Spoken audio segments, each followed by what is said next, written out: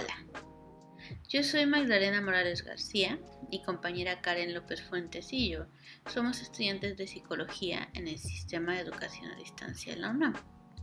Actualmente cursamos el módulo 803 que aborda la psicología de la salud en ambientes institucionalizados y comunitarios, y como parte de nuestra formación en este módulo elaboramos este video en el que queremos presentarles las características del dolor crónico, sus componentes biológicos, conductuales, cognitivos, emocionales, sociales y familiares. Para entender lo que es el dolor crónico, primero necesitamos entender un poco lo que es el dolor, por definición.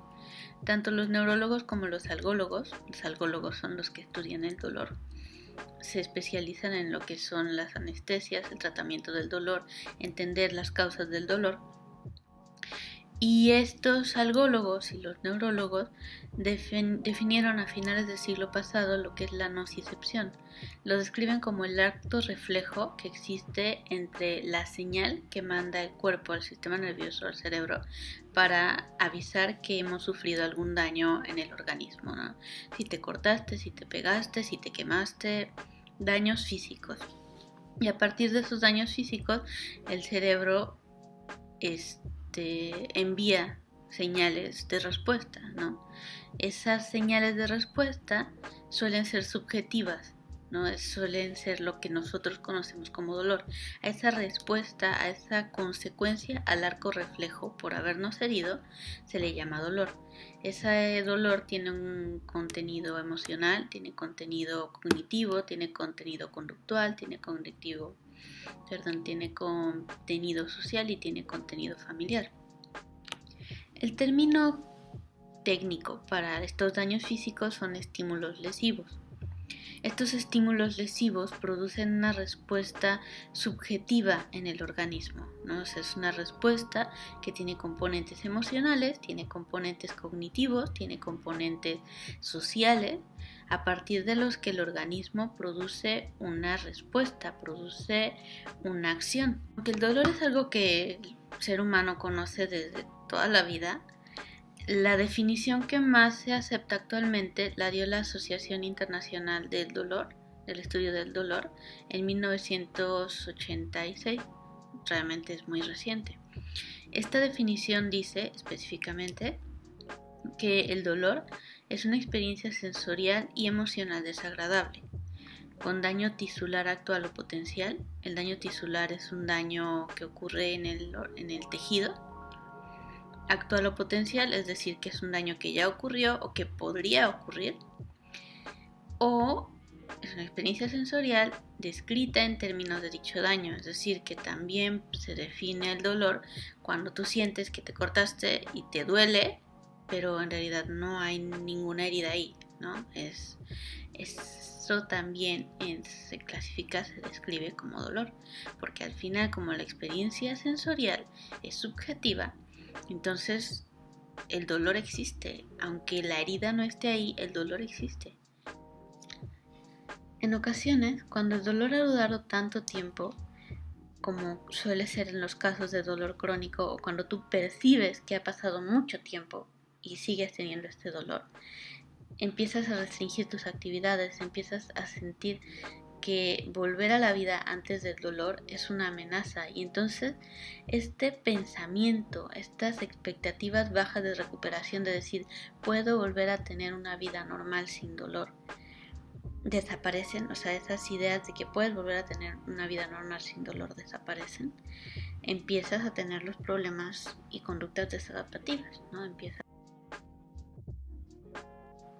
Una de las características más comunes dentro del dolor crónico es la catastrofización, que ya la hemos mencionado varias veces antes, ¿no?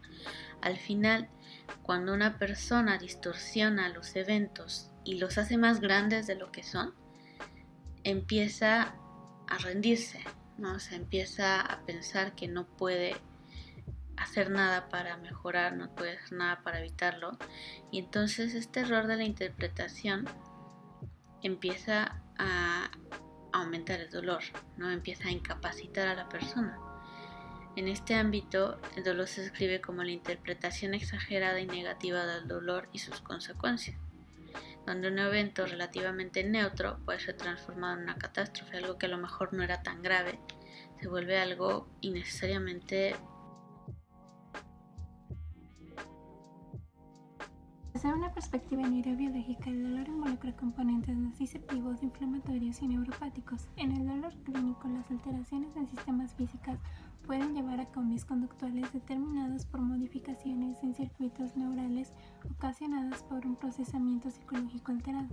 Las regiones cerebrales que consistentemente aparecen implicadas en este tipo de procesamiento son las cortezas somatosensoriales primaria y secundaria, médula espinal, tálamo, ínsula, corteza cingulada anterior, corteza prefrontal, áreas mesencefálicas como la sustancia gris periaqueductal y cerebelo, y estructuras subcorticales como el hipocampo, ganglios basales y la amígdala.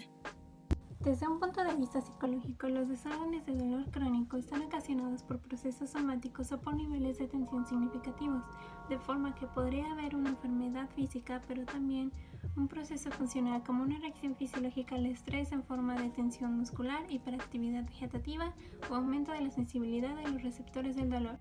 Fordyce estableció que cuando el dolor pasa a ser crónico puede quedar bajo el control de las condiciones ambientales a través de 3 vías. Puede ser reforzada positivamente a través de más atención o cuidados, con lo que se ha comprobado que, por ejemplo, cuanto mayor es la solicitud de un esposo o esposa ante un paciente con dolor crónico, más intensa es la percepción de dolor que el paciente tiene.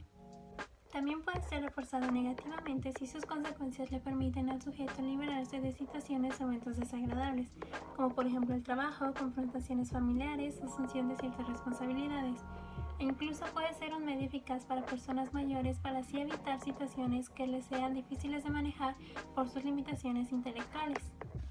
Y finalmente puede darse un mecanismo de extinción de patrones habituales de conducta porque la conducta del paciente deja de ser reforzada al impedírsele cualquier actividad o esfuerzo. El dolor está diseñado específicamente para activar el sistema. O sea, normalmente el dolor sirve para crear una reacción rápida. Y esta reacción rápida normalmente causa estrés.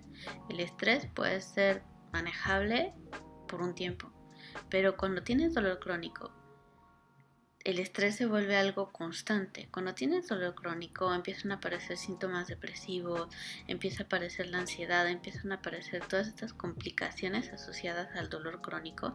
El estrés emocional también se hace presente. Eso es una de las variables también comunes en pacientes. La reacción inmediata al dolor siempre será el miedo, ¿no? El organismo siempre se prepara para defenderse ante una herida, ante el dolor. Y estrechamente asociado al miedo está la ansiedad.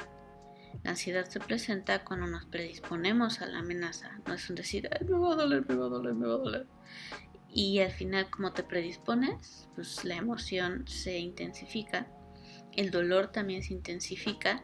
Y mientras con más frecuencia sientas el dolor, con más frecuencia sientes la ansiedad y más aumenta la ansiedad y más aumenta el dolor y se vuelve igual a un círculo vicioso, ¿no? Es probable que esta emoción, que originalmente era un medio de supervivencia, el miedo es una manera de sobrevivir, se vuelve una emoción desadaptativa, se vuelve una ansiedad que no puedes controlar, porque al final empiezan a llenarte pensamientos catastróficos. La hipervigilancia también vuelve a aparecer, porque pues, te estás fijando en eso que te va a hacer daño, en eso que te va a doler, y entonces empiezan a aparecer las distorsiones cognitivas. La ira también es una de las emociones presentes, una de las respuestas emocionales presentes ante el dolor, ¿no? Ya tienes muchas veces intentando calmar el dolor, ya has hecho muchos intentos, empieza a aparecer la frustración porque el dolor sigue estando ahí. Y aunque es una emoción constantemente asociada con el dolor crónico, no siempre se expresa. Y cuando esta ira no se expresa, incrementa el dolor y aumenta la posibilidad. Como vimos antes, el componente cognitivo lo que nos lleva es a tomar un plan de acción, ¿no? A decidir qué es lo que vamos a hacer con este dolor que estamos sintiendo. Y este plan de acción siempre va a depender de las creencias y las actitudes que tú tengas respecto al dolor y respecto a la salud, ¿no? Por ejemplo, si la persona cree que una actividad física que produce dolor debe terminarse, entonces puede entorpecer el proceso de rehabilitación, por ejemplo, en fisioterapia, ¿no? Si las expectativas respecto a la salud y la enfermedad no son realistas, entonces también puede causar dolor crónico, porque una persona que piensa que mágicamente después de la cirugía ya no vas a sentir dolor y sigue sintiendo dolor, entonces va a causar estos pensamientos, estas creencias, que al final en una cadenita terminan causando depresión, terminan causando ira, terminan causando todas las emociones que vimos antes.